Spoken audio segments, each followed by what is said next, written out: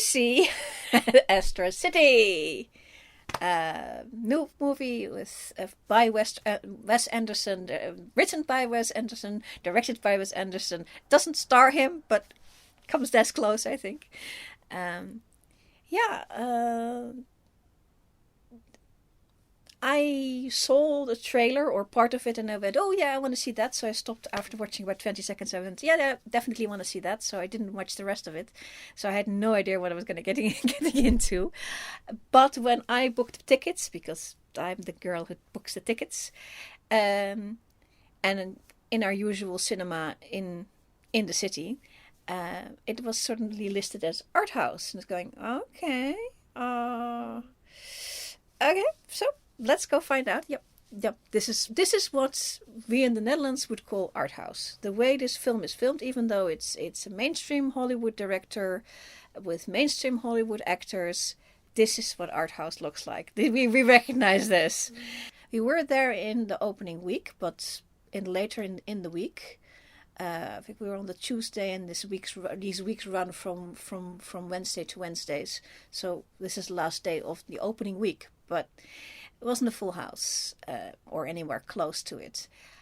I don't think it's this movie. I think it's all movies, which actually, as a rule, we always try not to be in the first week because it might be too crowded. But this post-pandemic, people haven't come back. There was still, I think there was like space for maybe 100 people in the place, and I think we had like 25-ish, a lot of empty spaces.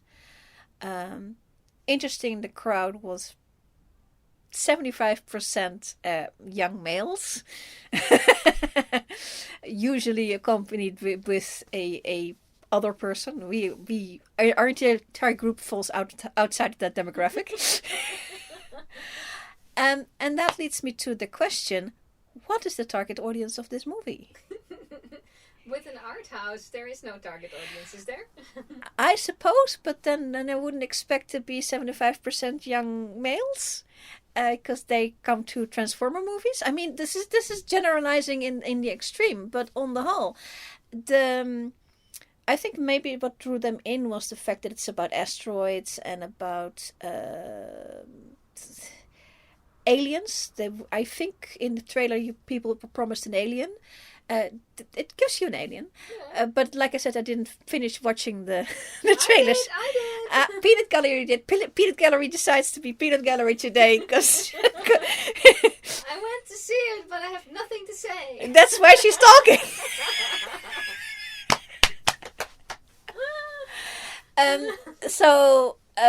I think people were drawn in by the sci-fi, the possibility of sci-fi that was offered to you in the trailer.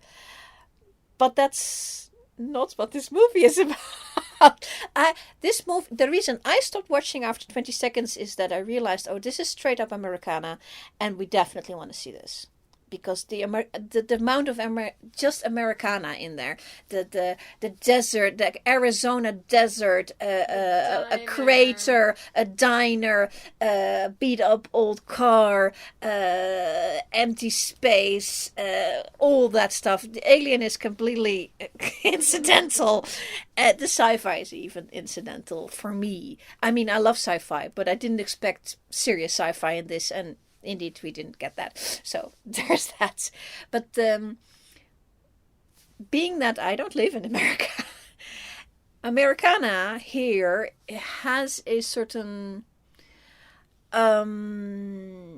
romance in a way that the Eiffel Tower does for America. That the thing is itself a thing, and here I think Americana is a thing. Not something we understand, but we enjoy the aesthetic. And as an art house movie, I think the choice of the cinema of putting the moniker art house on this was a smart move. I think it shows that people that, you're not going to get a Marvel movie. This is Hollywood, but it's not Marvel, or it's also not it's not linear storytelling, but it's not linear storytelling either, which is because the thing opens actually in black and white in 3x4, showing the interior of a of a TV studio, the control panels and stuff like that in the 1950s, and then they pan over to the stage where there's a chap speaking to us as though we are 1955 audience, because it's set in 1955, television audience. And I know this, but most Dutch people don't, is that the 50s in the States, they had a certain look for the television. And because stuff gets repeated, it was recorded and repeated, which is again something that Dutch people don't know, is that it was perpetuated a lot. Throughout the 50s and 60s, they would have like this guy in this certain voice, doing this certain voiceover, introducing something and then moving on to showing that something. That has never been on Dutch television. That we didn't do that here. So this is, for Americana, this is stuff we don't recognize. The interesting things I did recognize, one of was, or not recognize but recognize, I recognized what it was without recognize it. The Roadrunner. There was a Roadrunner in it. And Roadrunner, there was like a little bird going around, and it was going, what? Oh, that is a Roadrunner. The only way I know what a Roadrunner is that, made of ink, and actually quite tall. I think I would have said the Roadrunner is about 1 meter tall, the one from the cartoons, because the coyote is going to be it's going to be like a big dog size. So the Roadrunner is 1 meter tall. No, it's a little bird. I never realized that until I saw this. I mean, this Roadrunner is also not real. It's a CGI Roadrunner, but it's meant to be an actual Roadrunner. And I still don't 100% know that a Roadrunner bird is an actual bird. It could still be just a construct, but at least it has some sort of. But that's the way I and my Dutch people would be viewing this movie, as we're getting it backwards, because this guy with the voice doing the voiceover, that's very normal for an American person. It's very quaint for us. We don't know this. Dutch television would have had, before the show starts, unrelated to a show, somebody sitting with a piece of paper. Let me get out the piece of paper. Going pum pum, and then saying, and now we're going to be watching this, that, and then after that, that, and that. And then there will be the news. And then they go away again. And these people are completely unrelated to the actual program. Whereas in America, there is a vignette of the station, and then in the program, they have somebody introducing what is going to be in the program as part of the program, and perpetuated, because this Dutch person is not perpetuated. There's a channel on YouTube who is just showing little bits of these Dutch announcers announcing stuff, because they have it on videotape because of old stuff, but they are completely unrelated to the program. And what I really liked, because I've seen like maybe 5 or 6 of these American shows that start this way, Wes Anderson, the director, Mr. Everything on this show, picked somebody whose voice was exactly like that voice of the 1950s. And I'm sure the chap is not going to be there. The actual chap is not going to be here in the world anymore, because that's a long time ago. But this guy is exact. And I think this movie is probably full of a lot of things that Americans think are important and should be right, that I wouldn't recognize. Which makes it for Americans maybe a mainstream movie, but for me it makes it Arthouse, definitely Arthouse. The story is actually 2 stories. It's a story of a chap who wrote a play and how the play was put on and people around the play. And then the play actually sets in the space with the people who were the actors in the one half are now the characters in the other half, I mean the physical people.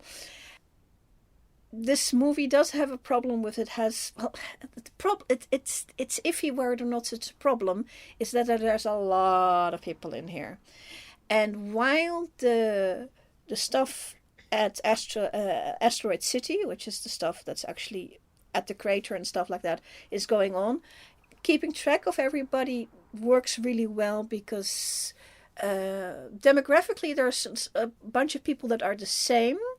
Like the son of the photographer and the son of the other guy, they are demographically the same, but the casting is so that they look differently, even though they're demographically the same. They're both 15-year-old, slightly geeky boy, but the one has got a pretty pale skin and a pretty angular face.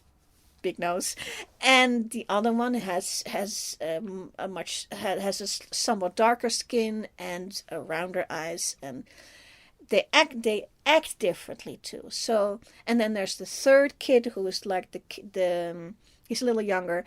In the little school, there's a little school that comes to the crater because there is an event going on at the crater, so all these kids come, all these geeky kids come because they have science projects they want to show. And there's a little class, and the main kid of that class is a little red-headed kid. So you have demographically similar, but they look so different that you don't confuse them.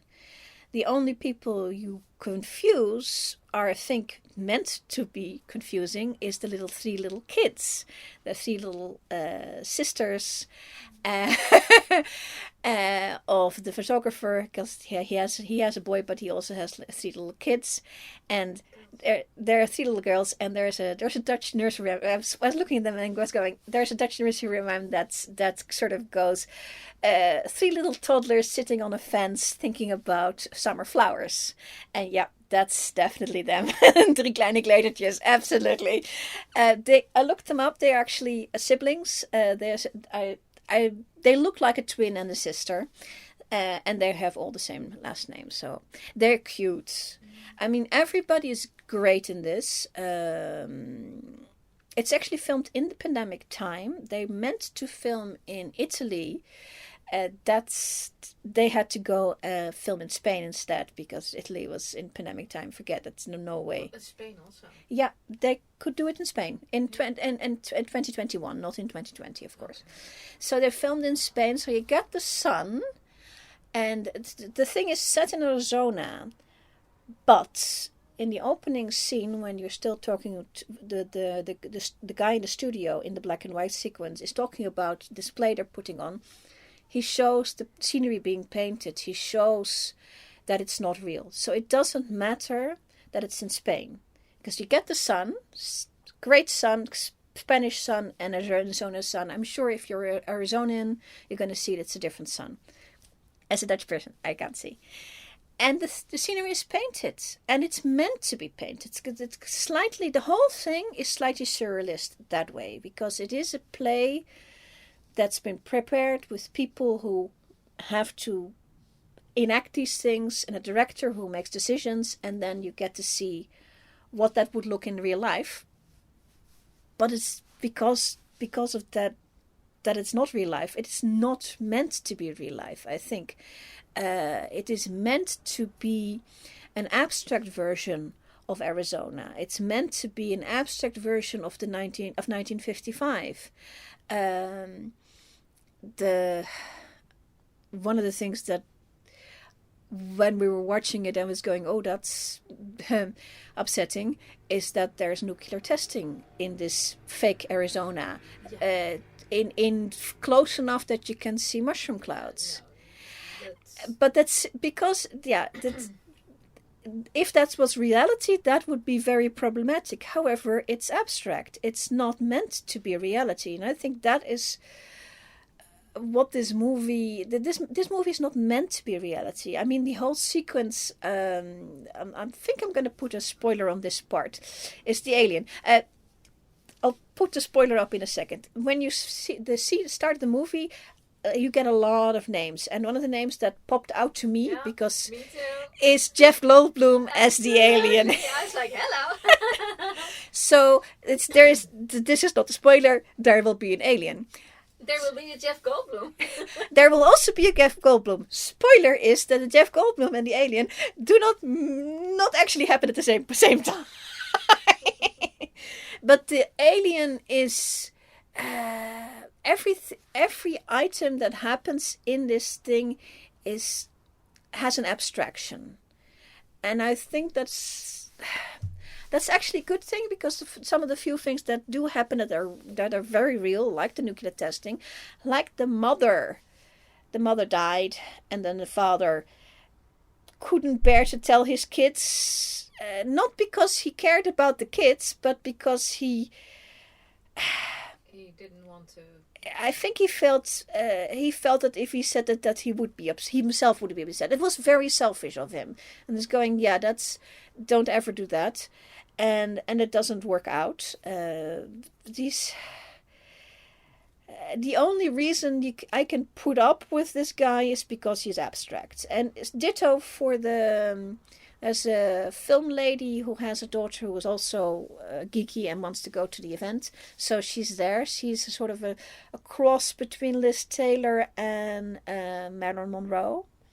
I mean, I think they were trying to do Marilyn Monroe, and they realized, that to make her actually look like that would be a bad idea. So they gave her more of a Liz Taylor look with the black hair and the red lipstick. And it's Scarlett Johansson, so I mean, this thing is full of great actors. That's not an issue at all. And she does the role well, because she always does her stuff well.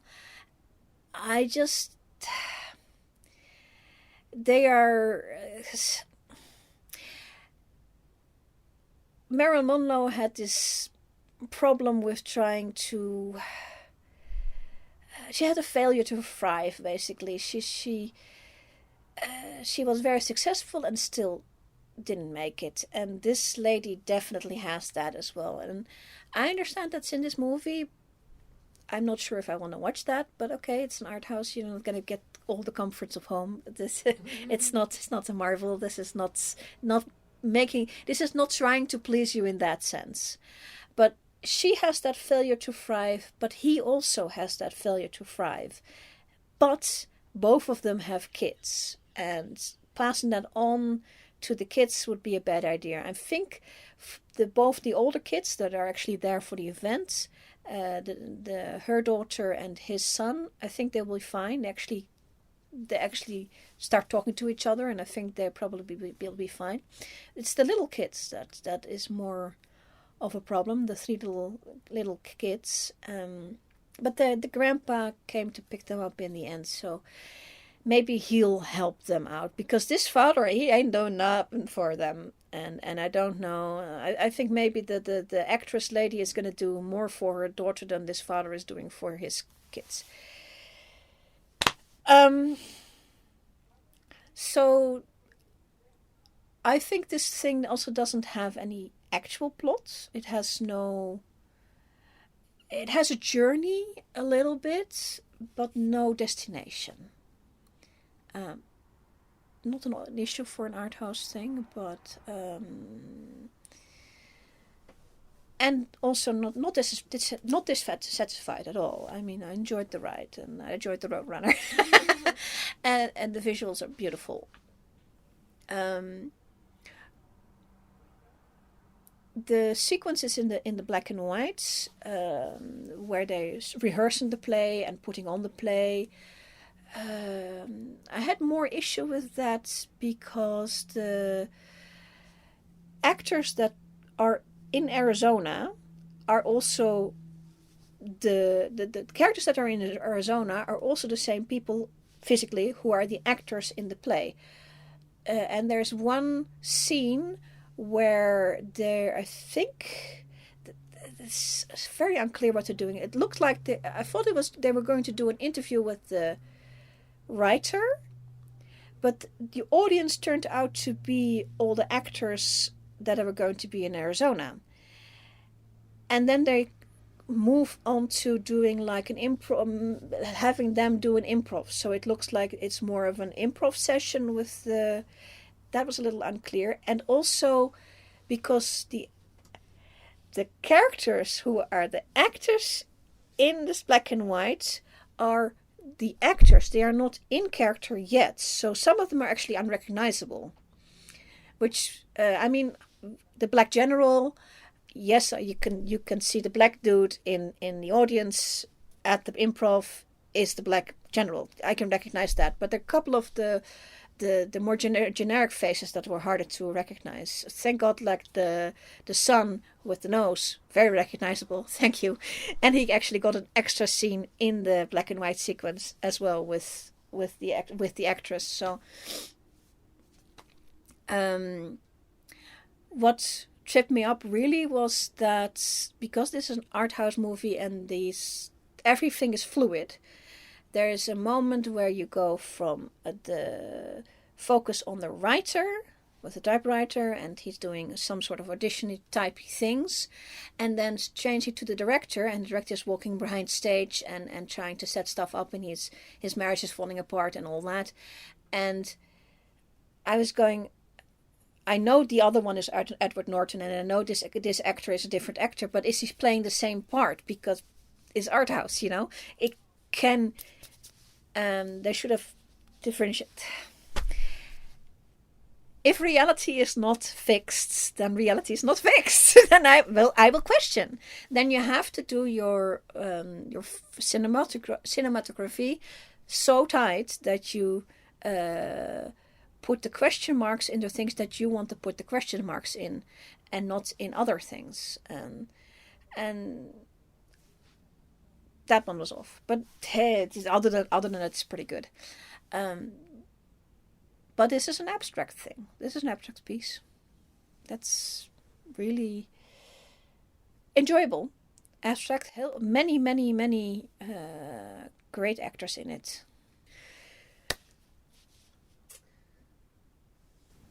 The aliens were also quite abstract. I mean, the storytelling with the aliens is quite an abstract thing. Yes, but that's I think it is as abstract as anything in that, because higgledy-piggledy stuff happens, and there is a sequence in it where alien has landed, alien's done something, and then American military moves in and does their thing, and suddenly they have a quarantine going on. And I actually read the Wikipedia about this, and they said, we put the quarantine in because, you know what, the world is in quarantine, so we just added it, and it goes in seamlessly. Yeah. And it's because it is that abstract, everything just goes in seamlessly. And the alien, remember the look on the alien's face.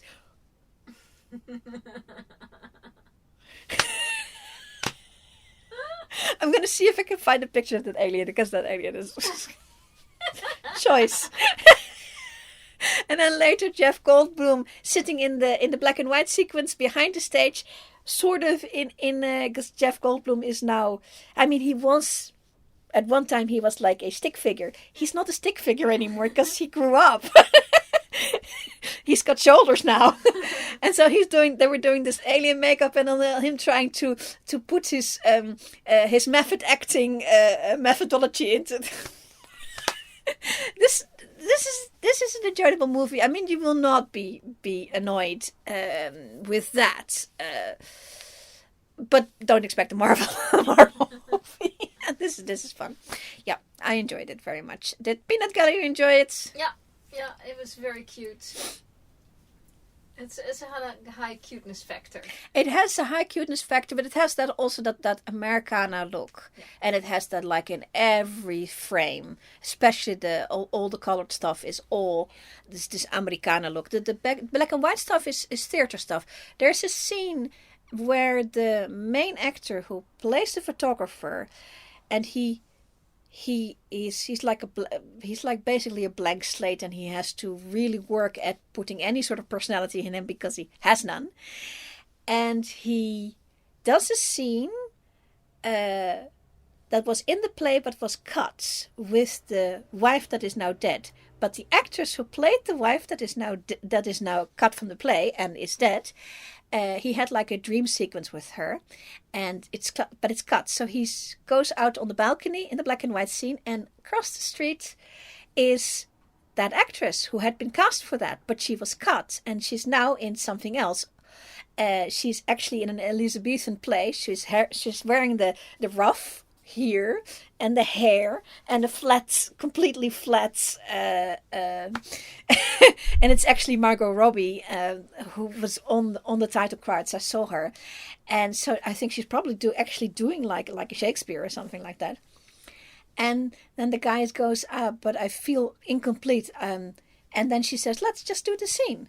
And so they do the scene in the back streets of New York, which is supposed to be set in in Arizona, and it's a really good scene. Margot Robbie is really good. Abstraction. It's just this movie is abstract. It's theater put in film about abstract life in an abstract way. I really came away with Bagdad Cafe meets Northern Exposure. Yeah. Because in Northern Exposure you had those really like weird storylines that felt like they weren't going anywhere, and they kind of made a point, and you did get the point, but they at the same time they still didn't go anywhere because that was almost the point. Yes. Yeah, and Bagdad Cafe with the Arizona look, because that was also, I believe it was also Arizona. Something like that.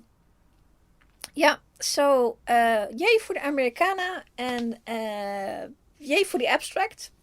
And yay for the alien. And I enjoyed it, and the Peanut Gallery enjoyed it. Yay. And that's my opinion, and I'm sticking to it.